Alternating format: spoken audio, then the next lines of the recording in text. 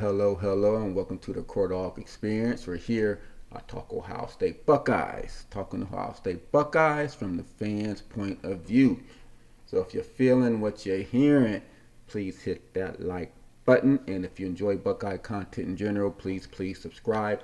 Help a brother grow this thing out.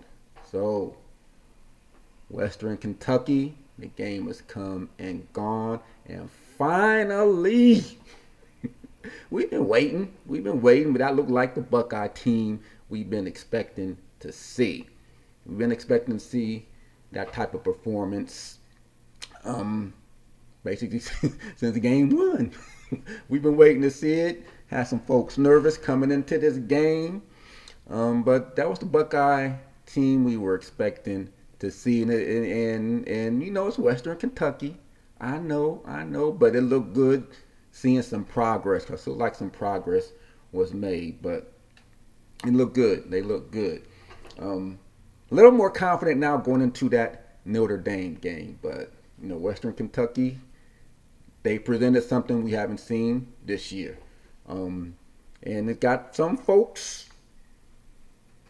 Got little folks a little bit crazy of some of their stuff heading into this game. Some folks are just a little bit. I know we got our Ohio State fans who are our negative Nancy's, our doubters, but got some people who's supposed to know the game throwing up stuff like this. Throwing up stuff like this. Ohio State is on upset alert. We're on upset alert, y'all. I ain't making y'all see it. Upset alert. Now the writer goes on to say he ain't expecting Western Kentucky to outright win the game, but he expected them to cover the spread. But even have Ohio State on this list with this opponent, he only did it for one reason. He only did it for one reason and one reason only, because he knows our fan base is rabid. You say anything negative about our fan base, yeah, we go show up. Because it worked. I sure as hell clicked. It was clickbait. He got me. I'm like, what the hell you talk about? We are upset alert. I know they like to throw the ball around and line they could do some stuff, but to have us on this short list of potential upsets, I thought it was just clickbait, and you know what? He got me. Because I sure as hell clicked that article, and I was like, man, all right, one for you, touche. You got me, but why do folks do stuff like this? Because our fan base is we like the buck nuts. We the buck nuts. We the equivalent of Beyonce's Beehive. You say anything bad about Beyonce, oh Lord, that Beehive gonna run you down. They might run you out the industry altogether. I don't think Carrie Hilson Stills. Does she ever come back? Did she ever make another song after she said whatever she said back in the day? But that's how our fans are. You say something about Ohio State, we gonna click it, and damn it, I sure did click it. One thing is, when they write stuff like this, they don't never come back and say, oops, my bad. They don't admit it was clickbait, but anyway, that's why they do stuff like that, because we got the most rabid fan base, we got the biggest fan base, so folks write stuff like that. So don't do what I did. Don't fall for the clickbait. But I fell for it.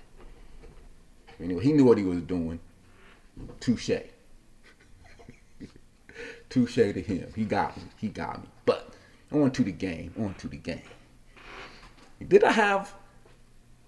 I was never concerned about the game. I just wanted to see some improvement. They were going to win the game regardless. I just wanted to see some improvement, and I saw improvement across the board. Finally, we named our starting quarterback. Kyle McCord looked way more comfortable. He ain't got the pressure looking over his shoulder. He came out. He had the one couple bad plays. Had the miss throw on third down on the hitch pass. And then, he took the sack, fumble, but his receivers recovered and he held onto the ball too long. Learning experience. Next time he might just throw it away or try to tuck it and run or do something. But that was it. Other than that, he had a phenomenal day. He had a good day. The quarterback play was good. Like I said, he played with no pressure. He knew he's the man going forward, and he was more comfortable went through his progressions, and he had him a stellar day. Offensively throwing the ball. Devin Brown, when he came in, he got his chance. He looked really good on the opportunities he got. He threw his connected on his first TD pass, I believe, to Mr. Carnell Tate, the next Marvin Harrison. So our offensive passing game looked good. Both quarterbacks looked good when they were in the game. Running back, Trevion. Can folks get off Trevion now? He's your running back. He's your running back. You know how I know he's your running back? Okay, well, no one up in the threads today talking about Pitt shit then. Because I was looking for some complaints, y'all. It wasn't much that you couldn't complain much about this game. Not about Kyle McCord, not about Trevion Henderson. There wasn't too much to complain about a 63-10 win. Because I was looking for it because we got those fickle fans that'll find something to complain about. But they ain't want to complain about Trevion today. He looked like the Trevion from his freshman year. Explosive, fast, quick, and hopefully you get that off from him all year to make for a much more balanced attack. Because, McCord, until he grows into it more, keep the passing game going, we're going to need some stuff on the ground, and we're going to need a balanced attack next week against Notre Dame. We ain't talking about Notre Dame today, though. Let's focus on this game. I'm having another one coming up, a preview of the Notre Dame game. So check back in again. Hit the like button. Please subscribe. Sign up for the notifications. Help a brother grow this thing out. But Henderson looked good. McCord looked good. Brown looked good. Dang it, the whole offense looked good. Offensive line showed improvement. Like like I said, we got 3 of our offensive linemen. They're off in the NFL. A couple of them are starting. Juwan Jones and who got other tackle? Well, anyway, they starting. We're breaking in some new offensive linemen. It's going to take time to gel, and hopefully, as the season goes on, they will continue to gel and play as a cohesive unit. I saw signs of that today. Signs that our running game got going. I don't care about the opponent. Our running game, we needed to see some progress and some cohesiveness from an offensive line, and they showed that today. Third downs, 5 or 10. Got a couple third and shorts. We ran for a couple. Got a little more creativity on some of those third downs. We were 2 for 2 on fourth down. But on third down we are 50%. A lot better than the first 2 weeks. I'll take it. Improvement. I'll take it. I will take it. Offensive line, because we're going to, like I said, not to get into too much, but we're going to need offensive line to block better in the running game coming up against Notre Dame. Everything's pointing towards this Notre Dame game. We all know it for this early season litmus test. Is that how you say it? Early season test against Notre Dame. So everything's pointing towards that. But the offensive line, this is the type of game you want to have going into that game. And I thought our offensive line showed marked improvement in that area. And our receivers, of course, do what they do. They couldn't cover Marvin. They say they clocked him. Y'all saw that graphic, right? They clocked him at 22 miles per hour on that deep ball. The longest of his career here at Ohio State. So, and he just ran right by him. Bad coverage, good coverage. They weren't covering him on that long ball play from McCord to Marvin. But 22 mph. It don't look like he's running, but I tell you, he got that Usain Bolt type like stride. He big, and once he gets moving, you ain't catching him. But again, our offense looked really, really, really good, marked improvement, and which was much needed going into next week. So, does anybody have anything to say about what our offense looked like today? I know coming into it, we had some questions. I think some of them got answered today, regardless of the opponent. We got some questions answered today. Some of these questions should have been answered against Youngstown State, you would have thought, but hey, they got answered. I thought we showed some marked improvement. That's what you want to do heading into conference play. You want to improve every game, and we're improving. That's all you can ask for. We are improving. Defense. Our defense showed out. Of course, that first quarter, you get the first quarter. I said after the game you couldn't find them, but after the first quarter, you had the typical people grumbling, whining, complaining. Defense ain't doing that. But by the time the end of the game came along, our defense showed out. And this, what team aside, Western Kentucky is a prolific offense. They put up the stats during the game, the rankings of what they've done since over the past few seasons, and they're right there with Ohio State in terms of where they ranked offensively.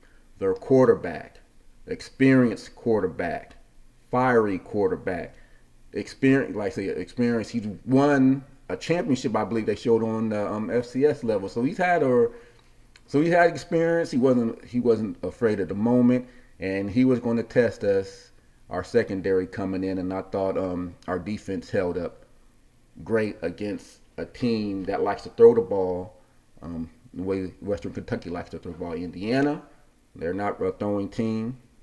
Youngstown State, they're not really a throwing team. This was a throwing team. This was a good test for our secondary and for our defensive line as a whole. And save for the first quarter, I thought our defense more than met the match. They only gave up 10 points. 10 points for the game against this offense. It's a good offense regardless of the team, this is a good offense. We held them in check. Look at the final stats. 3 forced fumbles, 2 recovered. We should have recovered. I don't know how did Denzel miss that one. He laid it right on it. This squid. I don't know how he missed it, but it should have been 3 recovered fumbles. We got 2 of them. Should have been 3. Of course, Denzel whiffed on his attempt, and they scored the touchdown. But we should have 3 recovered fumbles. We'll take the 2. One of those being, you love to see the big dudes get in there, and it was a big mass of humanity. And I don't know how, because he wasn't one of the first ones there. Where Tyreek Williams, he just came in, and y'all saw, just came and just snatched it. How he found the ball out of all that, I don't know, but he came out with it. So good for him. It was defensive TD on the fumble recovery, but 2 defensive TDs on the game. Our other one came off an INT pick 6 from our freshman. People are talking, we need to recruiting all these receivers. How about recruiting some defensive backs? There you go. Matthews, true freshman, INT pick 6. Our defense looked good. 2 sacks on the day. I was hoping for a little bit more, but we pressured the hell out of their quarterback. We were in the backfield constantly making them throw quicker than what he wanted to. Again, they threw a lot of screens and stuff. When they tried to go back and pass it, he was getting pressured. So would we have liked more sacks? Do I wanted to see JTT and Sawyer get more sacks? Of course, but I don't think neither one have recorded a sack yet. But we did get 2 sacks on the day.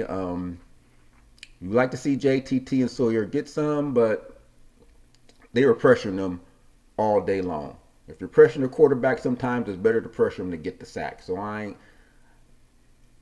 it's hard to nitpick on a 63-10 win. And I ain't trying to do that, but you want to see JTT and Sawyer get an actual sack.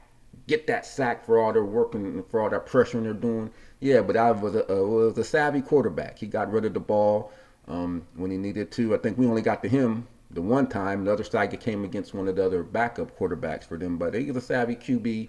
Got rid of the ball quick. But we were in his face constantly, so that's a good thing. We got there constantly with our 4-man rush. Didn't have to blitz too often, given the way they like to throw the ball around. And I thought our secondary held up admirably throughout the course of the game. And then Denzel Burke, talking about returning to your freshman form with Trevion. Denzel looking like the Denzel from a few years ago himself.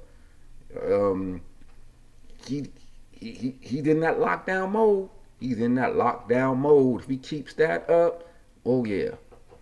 Denzel, he's looking every bit the part of our next lockdown corner, and I just hope he continues to play like that. Hope other DBs can can start emulating him some, because he's been on lockdown mode these first 3 games, and they challenged him. They kept on. They threw out Denzel, but he was up to the task. So good for him.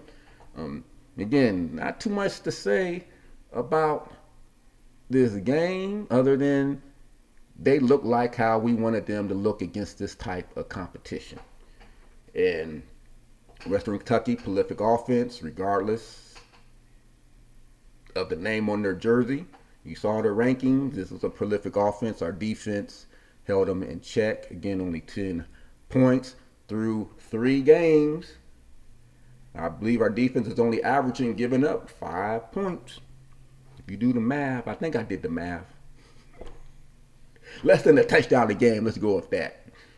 We'll go with that. Giving up less than a touchdown a game. And realistically, if Denzel falls on that ball, they probably don't score a touchdown in this game. But, this got to take what you can take, Denzel had that ball just squirted out from under him. So, but anyway.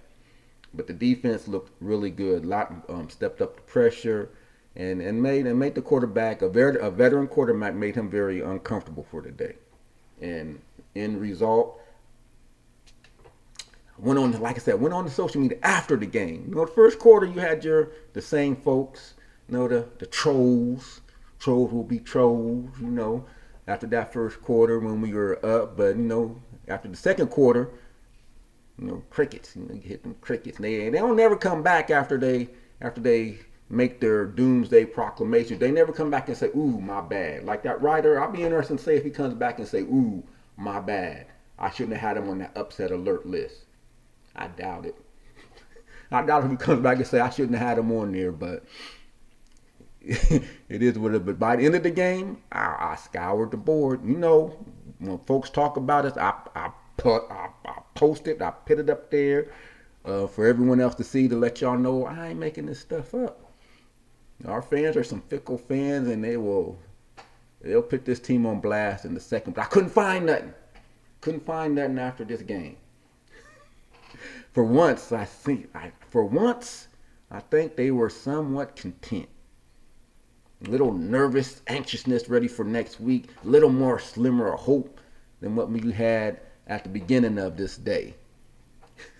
Our chances against Notre Dame, which they probably would still be, I would make them favorite. They're at home, so I would make Notre Dame a slight favorite. But we'll see. We'll see what the line is. I haven't seen the line yet, but we will see. I feel a little more better heading into next week. In that showdown at South Bend, we will see how that plays out. I will have another preview, so to speak, before the game. So come back, please, and check it out and give me your thoughts on that, how you think we're going to fare at South Bend next weekend. So, and this was a good day to have the type of win we had. Now it's going to be interesting to see. I know these polls don't mean nothing, but it's just interesting to see how they're going to treat us after this game, because from all indications, all the other teams struggled.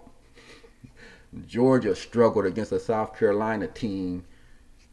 They were losing, they shut them down in the second half, but Georgia went in halftime losing. Alabama, they look very pedestrian. Talking about quarterback issues. People want to talk about our quarterback issues. This is Alabama.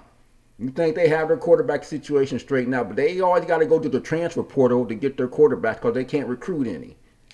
I'm just saying. When's the last time they recruited Jalen Hurts? Wasn't their quarterback. He came from Oklahoma. When's the last time Alabama actually recruited a quarterback that amounted to anything? Their quarterback, Buckner, transfer from Notre Dame. Did they recruit Simpson? I don't know.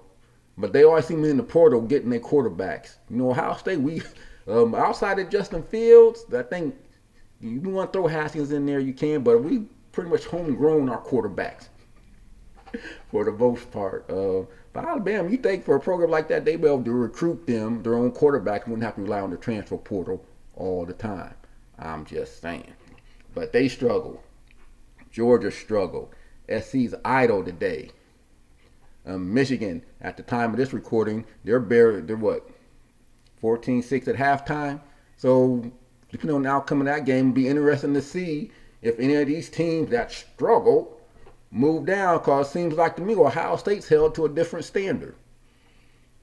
We win, we keep sliding down the polls. Wherever they mean nothing or not, the poll, we still sliding down the polls even when we win. 35-7, we slid down the poll. 35-7, Michigan last week, they remained where they were. I'm just saying, you know, I don't know why we're held to such a high standard when other teams aren't. But that's for another day. Like they say, just win. Just win, baby. If you just win, go back to the Tressel years, you win, because every game that year was a struggle and win. Guess what? We won the national championship. So, hey, you just win, things will work out. But it's just interesting to see how Ohio State seems to be held to a different standard. I don't know. Just my opinion. Just my opinion. We win, we slide down. These other teams struggle and win. They get to stay in their spot. Why is that? I don't know. Don't seem right. But hey, is what it is. Just win, baby. And Notre Dame, if we just win, that'll probably work some things out if we can get past that Notre Dame game next week. So until next time, enjoy this victory, and hopefully Ohio State put the work in and get in next week. Should be a lot more interesting game next week on the road in South Bend. So till next time, OHIO, go Bucks. I'm out.